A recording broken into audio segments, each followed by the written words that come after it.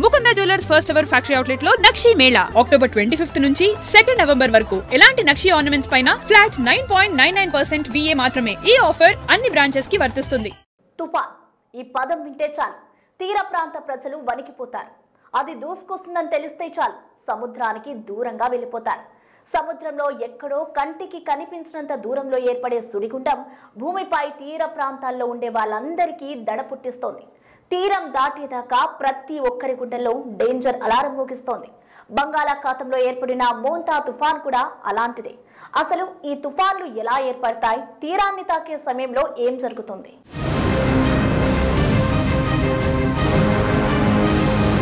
తుఫాన్ అంటే తీరంలో దడ.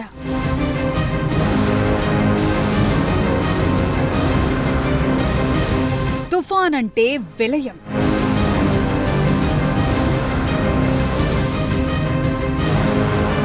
తుఫాన్ అంటే విధ్వంసం.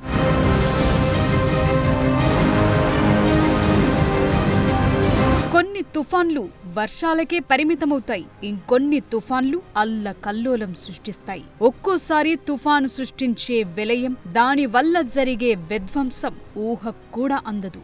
అందుకే తుఫాన్లంటే తీర ప్రాంత ప్రజలు ఇంతలా వణికిపోతారు.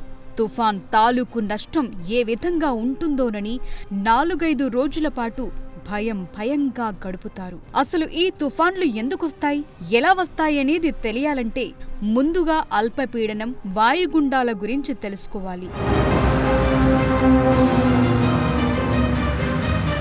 ఎక్కడైతే ఎక్కువ గాలులు వీస్తాయో ఆ ప్రాంతాన్ని అధిక పీడనం అంటారు. అదే తక్కువ గాలులుంటే దాన్ని అల్పపీడనం అంటారు. ఈ 2 పీడనాలు గాలుల కదలికల వల్లే ఏర్పడతాయి.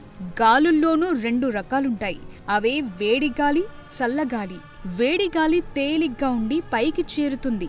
చల్లగాలి నెమ్మదిగా కిందకు దిగుతుంది. భూ వాతావరణాన్ని సమీపించే కొద్దీ ఈ గాలి చల్లబడుతుంది.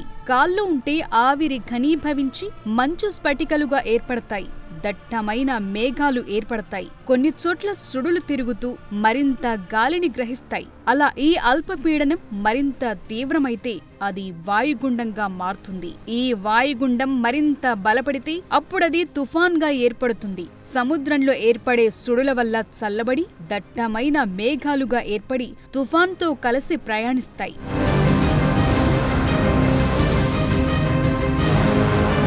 తుఫాన్ అంటే బలమైన గాలులు, దట్టంగా కమ్ముకున్న మేఘాలు. ఇవి తీరాన్ని సమీపించే కొద్దీ సముద్రంలో అలజడి పెరుగుతుంది. తుఫాన్ వేగానికి సముద్రంలోని నీరు భారీ అలల రూపంలో భూమిపైకి చేరుతుంది. దీన్నే ఉప్పెన అంటారు. ఈ సమయంలోనే సముద్రంలో కొన్ని మీటర్ల వరకు ముందుకొస్తుంది. వీటి ద్వారా ఎక్కువ నష్టం జరగకముందే అధికారులు తీర ప్రాంతాలను ఖాళీ చేయిస్తారు. భారత వాతావరణ శాఖ ప్రకారం తుఫాన్లను గాలివేగం ఆధారంగా విభజిస్తారు. గాలివేగం గంటకు 60 నుంచి 88 కిలోమీటర్ల లోపుంటే దాన్ని తుఫానుగా పిలుస్తారు. గాలివేగం గంటకు 89 నుంచి 117 కిలోమీటర్లుంటే తీవ్ర తుఫాన్ అంటారు. 118 నుంచి 165 కిలోమీటర్ల వేగంతో గాలులు వీస్తే దాన్ని అతి తీవ్ర తుఫాన్ గా, 166 నుంచి 220 కిలోమీటర్ల వేగముంటే పెను తుఫాన్ గా పిలుస్తారు. గంటకు 220 కిలోమీటర్ల వేగంతో గాలులు వీస్తే గనుక దాన్ని సూపర్ సైక్లోన్ గా ప్రకటిస్తారు.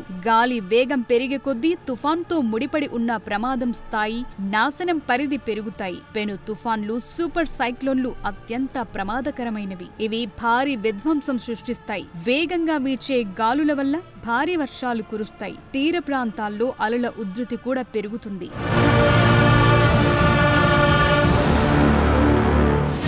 తుఫాన్లను ప్రాంతాలు, వాటి ప్రభావం ఆధారంగా వివిధ రకాలుగా పిలుస్తారు. ఆగ్నేయాసియా ప్రాంతాల్లో సైక్లోన్ అని, ఈశాన్య పసిఫిక్, అట్లాంటిక్ ప్రాంతాల్లో హరికేన్లని అంటారు. హరికేన్లు, టైఫూన్ల మధ్య తేడాను గాలి వేగాన్ని బట్టి అంచనా వేస్తారు. గాలి వేగం అంతకన్నా తక్కువగా ఉంటే టైఫూన్ అంటారు. మన బంగాళాఖాతం, హిందూ మహాసముద్రాల్లో ఎక్కువగా హరికేన్లే ఏర్పడతాయి. సముద్రంలో సుడుల రూపంలో ఉండే తుఫాన్ భూ వాతావరణంలోకి ప్రవేశించడాన్ని తీరాన్ని తాకటం అంటారు. తుఫాన్ తీరాన్ని తాకగానే సుడుల రూపంలో ఉన్న మేఘాలు చెల్లాచెదురై భారీ వర్షాలు కురుస్తాయి. సుడులకు కారణమైన గాలులు తీరం వెంబడి గంటకు 60 నుంచి 250 కిలోమీటర్ల కంటే వేగంగా ప్రయాణించే అవకాశాలుంటాయి.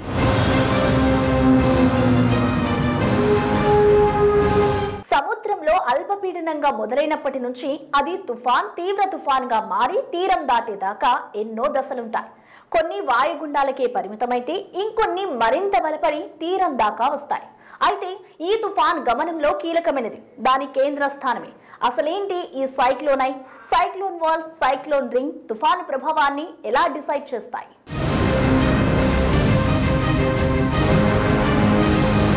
తుఫాన్ ఎలాంటిదైనా సరే దాని గమనంలో కీలకమైనది దాని సెంటర్ పాయింట్. తుఫాన్ తీవ్రతకు అనుగుణంగా దాని విస్తృతి పెరుగుతుంది. తుఫాన్ మధ్య భాగంలో అత్యంత వేగంతో సుడులు తిరిగే గాలులను తుఫాన్ కేంద్రంగా పిలుస్తారు. దానిని తుఫాన్ కన్నుగా పిలుస్తారు. ఈ కేంద్రంలో వాతావరణం చాలా ప్రశాంతంగా ఉంటుంది. గాలి నెమ్మదిగా వీస్తుంది. కొన్నిసార్లు అక్కడే గాలి ఉండకపోవచ్చు. వర్షం కూడా కురవదు. తుఫాను కన్ను చుట్టూ ఉండే ప్రాంతాన్ని ఐవాల్ గా పిలుస్తారు. ఈ ప్రాంతంలో అధిక వేగంతో గాలులు వీస్తాయి. భారీ, అతి భారీ, అత్యంత భారీ వర్షాలు, ఉరుములు, మెరుపులు, మేఘాలన్నీ తుఫాను కన్ను చుట్టూ ప్రభావం చూపిస్తాయి. ఈ వాయుగుండం బలపడిన తర్వాతే తుఫాను కన్ను స్పష్టంగా కనిపిస్తుంది. తీవ్ర తుఫాన్ అయితే ఇది మరింత పెద్దదిగా కనిపిస్తుంది. తుఫాను కేంద్ర స్థానం విస్తృతి 10 నుంచి 20 కిలోమీటర్ల దాకా ఉండొచ్చు. తుఫాను కన్ను గోడల విస్తృతి కేంద్ర స్థానం నుంచి 250 కిలోమీటర్ల దాకా ఉండే అవకాశం ఉంది. 1979 మే నెలలో ఆంధ్రప్రదేశ్ లో తీరం తాకిన తుఫాను కన్ను గోడల విస్తృతి 425 కిలోమీటర్లుగా ఏర్పడింది. కొన్నేళ్ల క్రితం విశాఖలో బీభత్సం సృష్టించిన హుదూద్ తుఫాన్ విస్తృతి 66 కిలోమీటర్లు.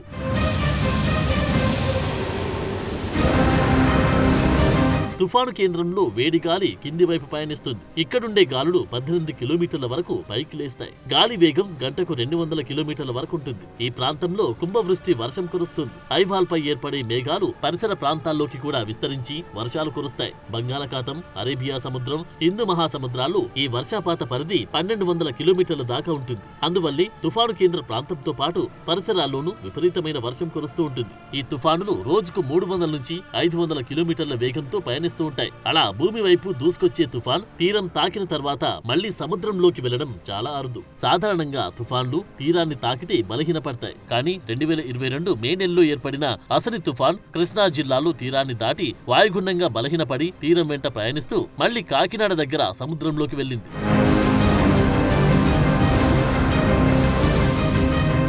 తుఫాన్ తీరానికి చేరువయ్యే కొద్దీ భారీ వర్షాలు, ప్రచండ గాలులు వీస్తాయి. తుఫాను తీరం తాకినప్పుడు ప్రభావం ఉండదు. ఆ తర్వాత కాసేపటికే విలయం మొదలవుతుంది. తీరం దాటినప్పుడు ఏ ప్రభావం లేదని అలసత్వం వహిస్తే ఆ తర్వాత భారీ నష్టాన్ని చూడాల్సి వస్తుంది. ప్రపంచంలో 10% ట్రాపికల్ సైక్లోన్లు భారత తీరాన్ని తాకుతుంటాయి. వీటిలో చాలా వరకు బంగాళాఖాతంలో ఏర్పడి తూర్పు తీరం దిశగా కదులుతుంటాయి. ఇక ప్రచండ వేగంతో పశ్చిమ తీరాన్ని తాకే తుఫాన్లు అరుదుగా వస్తాయి. అరేబియా సముద్రంతో పోలిస్తే బంగాళాఖాతంలో తుఫాన్లు 4 రెట్లు ఎక్కువగా వస్తుంటాయి. గాలుల వేగం గంటకు 31 కిలోమీటర్ల కంటే తక్కువ ఉంటే దానిని అల్పపీడనం అంటారు. తుఫానుగా గుర్తించాలంటే గాలుల వేగం 61 కిలోమీటర్ల కంటే ఎక్కువే ఉండాలి. సూపర్ సైక్లోన్ అంటే గంటకు 221 కంటే ఎక్కువ వేగంతో గాలులు వీయాలి.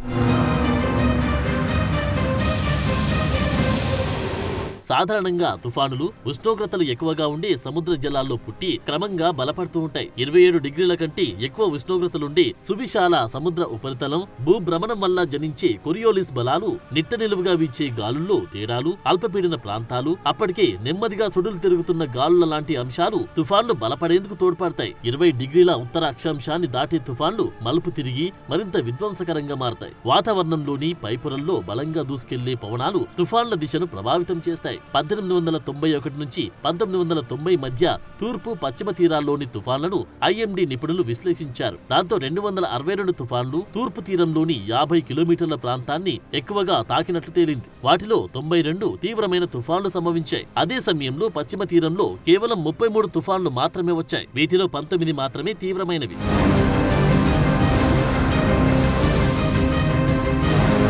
సాధారణంగా ఈ తుఫాన్లు మే నుంచి జూన్ మధ్యలో, అక్టోబర్ నుంచి నవంబర్ మధ్యలో వస్తుంటాయి. తూర్పు తీరాన్ని తాకే తుఫాన్లు ఆగ్నేయ బంగాళాఖాతంలో పుడతాయి. ఒక్కోసారి వాయవ్య పసిఫిక్ లో పుట్టి దక్షిణ చైనా సముద్రం మీదుగా బంగాళాఖాతంలోకి వస్తాయి. అందువల్ల బంగాళాఖాతంలో వచ్చే తుఫాన్లు ఎక్కువగా ఉంటాయి. అరేబియా సముద్రంలో వచ్చే తుఫాన్లు లక్షద్వీప్ లో ఏర్పడతాయి. అవి ద్వీపకల్పాన్ని దాటుకొని వచ్చే క్రమంలో బలహీనపడతాయి. అరేబియా సముద్రంతో పోలిస్తే బంగాళాఖాతంలో సముద్ర ఉపరితల ఉష్ణోగ్రతలు ఎక్కువగా ఉండడం కూడా తుఫాన్ల సంఖ్య పెరిగేందుకు కారణమని వాతావరణ నిపుణులు చెబుతున్నారు.